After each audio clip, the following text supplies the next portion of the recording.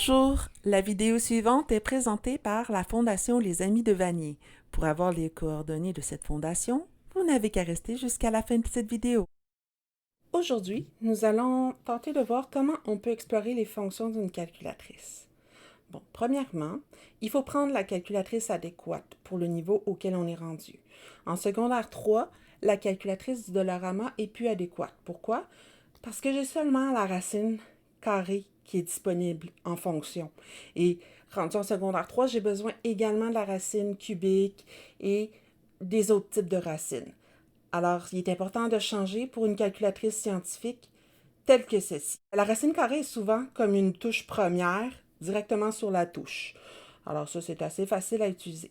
Par contre, si je veux faire la racine cubique, bien là, je vois qu'elle est juste au-dessus de la touche. Donc, la racine cubique, comme on la voit là, elle est en jaune au-dessus de la touche. Alors, je dois regarder en haut de la calculatrice. Je vois que le Shift est en jaune. Donc, ça signifie que je dois peser Shift et le bouton en dessous de la fonction racine cubique.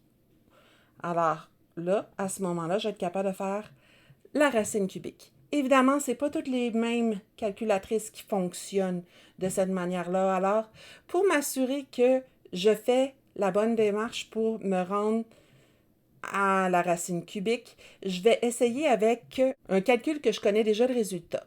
Alors, dans ce cas-là, je sais que la racine cubique de 8 est 2. Je vais vérifier ça avec une calculatrice. Puis si j'y arrive au bon résultat, ça veut presque dire que j'ai la bonne démarche. Il faudrait peut-être vérifier avec un deuxième pour être sûr. Mais si j'arrive pas au bon résultat, ben, ça signifie que je suis dans le champ et je n'ai pas la bonne démarche. Alors, il faudrait peut-être que je revoie mon enseignant ou quelqu'un d'autre ou le manuel d'instruction pour voir comment vraiment faire la racine carrée.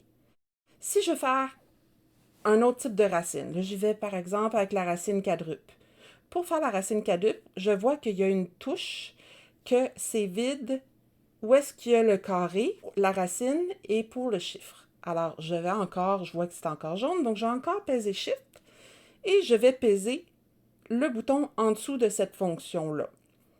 Donc là, dans ce cas-là, je peux rentrer, je vais y aller avec le 4 parce que je sais que la racine 4 de 16, ben, ça donne 2 encore. Donc, je vais y aller de cette manière-là. Et là, je vais commencer par rentrer mon 4. Je vais mettre en haut, j'ai une petite flèche pour rentrer le chiffre suivant que je veux. Et là, je rentre 16 et ça me donne 2. Ça signifie que ça a bien fonctionné. Merci d'avoir écouté cette vidéo. Nous espérons avoir réussi à répondre à votre question. Si vous avez d'autres questions, n'hésitez pas à vérifier si nous y répondons dans une autre vidéo ou à nous l'écrire en commentaire tout simplement. Merci et bonne journée!